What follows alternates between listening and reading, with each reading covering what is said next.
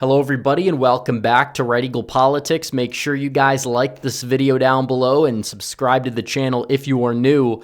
So we've been covering the Charlie Kirk assassination fallout and also the 2025 elections at the same time, which are just around 6 weeks away.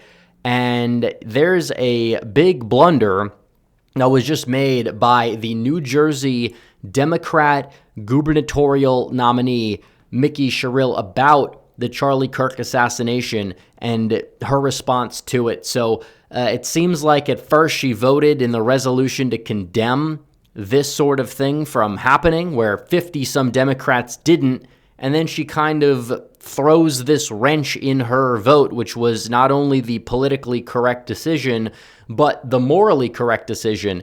And now she just went on a rant on social media slandering the guy that she voted, and with lies, blatant lies. And that's the thing. It's not just that they're saying like, okay, I didn't agree with this guy on some stuff that they correctly cite and then condemn what happened. No, they'll put out this boilerplate condemnation and then repeat the same lies and distortions and quotes from Charlie Kirk that they're blatantly taking out of context or just pulling out of their rear ends in this case. It's ridiculous, but this is what they do. They lie about you, and then they do it because it can justify shifting the political climate against you. And then you have crazy people that take their ideology to the logical extremes, and they do things like what happened in Utah to Charlie Kirk, and then they deflect blame, and then they blame Republicans for not turning down the temperature when one of their leaders gets shot, and then they decide to blame and twist the facts of the narrative and imply or claim that the shooter, for some convoluted reason, did not happen to be on the left, even though it's obvious. Occam's razor. Charlie Kirk, he is a right-winger. He's a right-wing leader. If he's going to be, shot at, there's a very good chance the person doing it is someone who opposes him. Could they be somebody on the fringes of the far right? Yeah, but do people on the fringes of the far right tend to engrave their bullet casings with pro-transgender and pro-Antifa slogans and then have a family that says that they were radicalized by left-wing ideology? No. So obviously it's not a right-winger that did this, and everybody could tell. But still, that hasn't stopped the left from doing that. But Mikie Sherrill's statement was particularly gross because she could have, A, taken the political victory and then not talked about it anymore, but B, even though she says that she condemns things like this, she decides to go on and use it as a vehicle to attack Charlie Kirk by lying and attack Donald Trump by lying. And you can see this. She goes on here and she says, I've taken oaths to the Constitution. Basically, it's also the fact that she's afraid of these crazy people in her own party that celebrated this sort of thing. When she says it, because she's getting pushback, and this is her way out, is to basically probably alienate more voters in the process to placate the inmates that are now running the prison in the modern left. But regardless, she goes on to say, Charlie Kirk has vile dissenting views. So the guy just died. He's not even in the ground yet. His funeral is tomorrow, and you're already attacking him as vile. And then it's also meant to protect teachers, doctors, and TV comedians who may express views the president doesn't like. Here's the problem. This is what makes it so disgusting, by the way. You have teachers and doctors that are getting fired from their jobs, that they are supposed to go out there and teach children, to protect children, and in the case of doctors, to protect human life. And they're celebrating the assassination of somebody because they happen to disagree with their political beliefs. These are people who should not be teachers and should not be doctors. So what we are seeing here is Mikie Sherrill, or however you want to pronounce her name, I honestly don't give a shit, is defending these people, teachers who want to indoctrinate children and who celebrate. And we've seen evidence of teachers celebrating this, playing the video like some sick, psychotic person on loop in front of their students. Doctors who are supposed to protect patients celebrating the death of people they disagree with. Half the country agrees with Charlie Kirk. So the fact she includes that in there when it's the people that are just fans of Charlie Kirk, that are upset about this and understand that there does need to be accountability. It's ridiculous. And then the whole Jimmy Kimmel thing we've covered ad nauseum. ABC had no actual threat of pressure by the FCC. When it came down to the firing. That's not the main point here. Regardless, he's suspended indefinitely. He's probably going to come back at some point. But what Jimmy Kimmel said is gross and should be condemned by a lot of people on the left. But no, they're defending people, not even just that did things like Jimmy Kimmel, but people that celebrated this sort of thing. When they say teachers and doctors, those are the people that got fired because those are the people that we said these people should not be in these positions of power over people's lives, over your children, if they act this reprehensibly, and somebody like Mikie Sherrill is defending it. It's disgusting. These people need to be defeated at the ballot box in November. I tell people, get out and vote, because she's on the ballot and she's ahead in the polls. And we'll get to the polling and we'll get to some of the other developments later. But then she goes on to say Charlie Kirk, and it's just blatant lies. That's what it is. It's blatant lies. Advocating for a Christian nationalist government. What the hell does that even mean, by the way? Let's be completely honest here. Because Charlie Kirk, there were tweets about Christian nationalism, and it's very much in line with what we've said about the topic. What does it even mean? This is a left-wing boogeyman. It's incoherent. We are a Christian nation. I believe, and Charlie Kirk believed, that God belongs in the public square. That is not something that's scary. But what does Christian nationalism mean? We have freedom of religion. We don't have freedom from religion. That's what the left wants. But we are a nation that is a Christian nation at its founding, even though there's no established religion. But it's ridiculous. But when you look at Charlie Kirk and what he would say about the topic, he basically said the left would fearmonger about it. This is all the tweets he had, mentioning how, you have some sort of boogeyman term that is used on the left to demonize people on the right, and that's exactly what it is. So again, you have just this nonsense, and this is like the tweet he had that you could say is the most favorable of the term, but he doesn't even, define the term as whatever the left defines it, because we don't even understand. The term doesn't have a definition. The thing he did is he praised somebody who beheaded a monument to Satan in a state capital, which is common sense. We shouldn't have monuments to Satan in the Iowa state capitol. So again, if that's what Christian nationalism is, why is that a bad thing? It's just sensationalist nonsense. And again, they're saying the Christian nationalism is worse than Hamas. Hamas, they're terrorists. There is radical Islamic terrorists that do, terror attacks. And then Salon is saying that it's worse, and Charlie's defending it, which again, we don't even know what it means. That's the main point. So it's nonsense. Then talks about rolling back the rights of women and black people. What does that even mean? They will take statements out of context like the 1964 Civil Rights Act was an overstep and opened the door to a lot of these DEI programs. That's true. That's 100% true. But they want to take it, sensationalize it, so they can make people be more dismissive over this type of stuff instead of just actually condemning the problem. You got nothing nice to say. You shouldn't be saying anything when somebody dies, especially a death so tragic and senseless as we saw that came at the hands of one of their own supporters on the left. So again, she lies about him. You're lying about him and then defending people celebrating the death. That is just celebration of the death with extra steps coming from Mikie Sherrill. So then she goes on to attack Trump and say, oh no, he's trying to shut down the free speech rights of anyone who disagrees. It's not really what this is all about.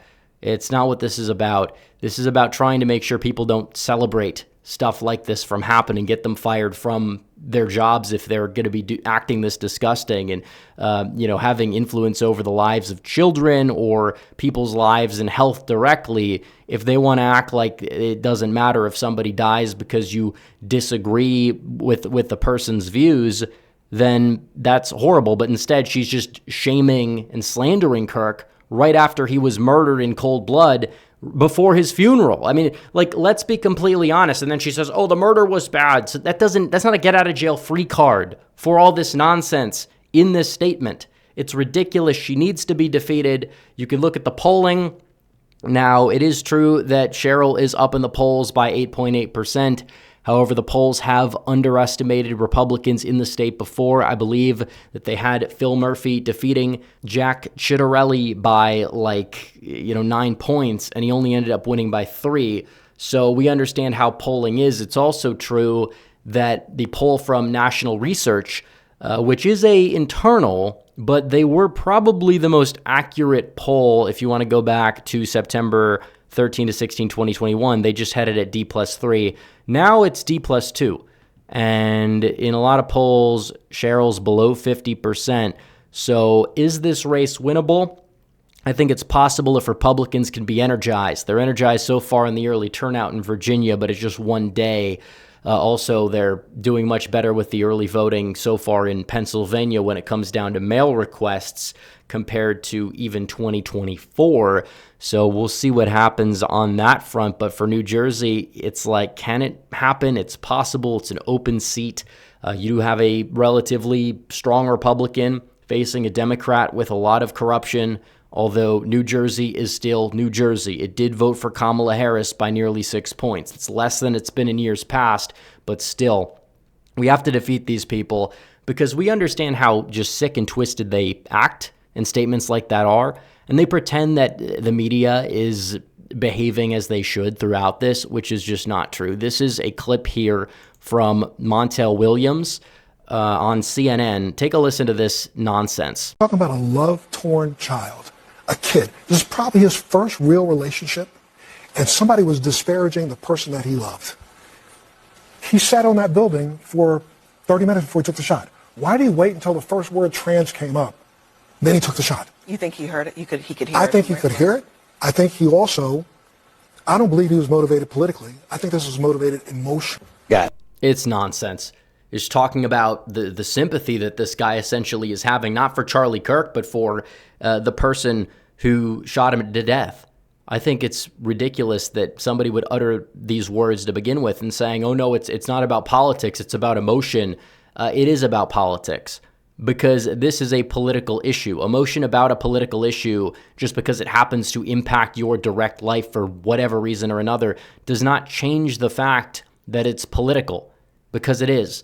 And then this is ABC. This is worse than anything Jimmy Kimmel ever said, to be honest, from this lunatic of a reporter. Take a listen to this disgusting clip that is just mind-boggling how these people are even real and even how they're allowed to have jobs. Yeah, it is true. How is this person even allowed to be employed acting like this much of a lunatic? Take a listen to this. We have seen an alleged murder with such specific text messages about the alleged murder weapon, where it was hidden, how it was placed, what was on it, but also it was very touching in a way that I think many of us didn't expect. A very intimate portrait into this relationship between the suspect's roommate and the suspect himself, with him repeatedly calling his roommate, who is transitioning, calling him my love, and I want to protect you, my love. He was, speaking so lovingly about his partner. So a very interesting and, as Pierre said, riveting press conference, David. What on earth are these people? Why? Just why? Why is this real?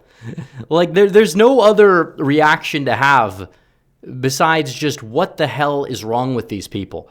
This is a murderer, and you're talking about how much of he's a loving person to his spouse, which, by the way, those messages were like AI level. I'm not saying it was. I believe the messages were real that they're talking about, but they were just like obviously scripted. And it begs the question, who had foreknowledge of this event? Because like, it's kind of hard to believe that this was not premeditated as much as they exactly say. You have this guy that does this thing very far away from his home, and then he gets back to his place of home, had to be turned in by his family. The rest of his family, it is true, was more conservative, as we know, and they eventually were the ones who turned him in. And it's just like, how did this happen? Is he really by himself doing all of this, and he was managing to avoid the radar in the process from the police or the FBI, or were people actually helping him? I think that that's a fair question, and who had the foreknowledge of this? Because I don't think those text messages seemed organic whatsoever. And then you have posts like this from prominent, largely transgender identifying leftists on social media. This one is, I guess, at a point where there's plausible deniability because it's vague, but this is the day of the attack saying, be very careful about what you post online. Now, could be a coincidence, absolutely, but could it also be priming for something that could happen, and telling people to be careful and using their influence. Because why would somebody that is talking to a leftist audience say that? Maybe because they understand that there would be people celebrating something like this and there could be consequences. And this guy's deactivated since, or has gone private, or one of the two, if not both. And then this person said it would be funny if someone like Charlie Kirk got redacted on September 10th. That was a week before. And then they say Donald Trump, December 4th. I think that is a joke, and that part's a sick joke. But, why exactly are so many accounts saying stuff like this? There's an account here saying September 10th will be a very interesting day. I mean, that's August 6th, so maybe there's more plausible deniability there. And then you have this TikTok saying Charlie Kirk doesn't know what's about to happen tomorrow. Maybe this was a person that was in line debating him, or is this somebody who had foreknowledge? Because I think that there's definitely a non-zero chance that this sort of thing is not a coincidence. I'm not saying all these people are involved, but there needs to be a deeper investigation into this stuff, and the DOJ needs to crack down and find out what's happening, because there very well could be a network of stuff like this. I think that I think this post here is the most telling. The other two, maybe not. Maybe this one is. It's a very sloppy operation they have going on if this stuff gets out there. But again, something like this, this post, it seems like it's subtle, but it's priming. If anything, that post is kind of telling. And then the guy like privates or deactivates or whatever. I mean, this is the same lunatic who was claiming the factory workers were all switching their votes to Kamala back in August. Just a crazy person. That didn't happen. If anything, it was the opposite. And then you have this post talking about the DOJ. Pam Bondi, could she be on the hot seat? Well, I think she very well could. Donald Trump essentially sending a warning shot about how nothing is being done, and telling her that there's been so many people that are upset. And that's the good thing about Donald Trump, is that when his base gets frustrated, he listens, and he's essentially telling Pam Bondi that she needs to start acting, or maybe she's not exactly going to have a position of employment. So we will see what happens on that front, guys. But anyways, make sure you guys like this video down below, comment down below, subscribe to the channel, hit the bell for notifications so you never miss another video. Follow me on social media. The links are all in the description down below, and I will see you guys in the next one. Red Eagle, out.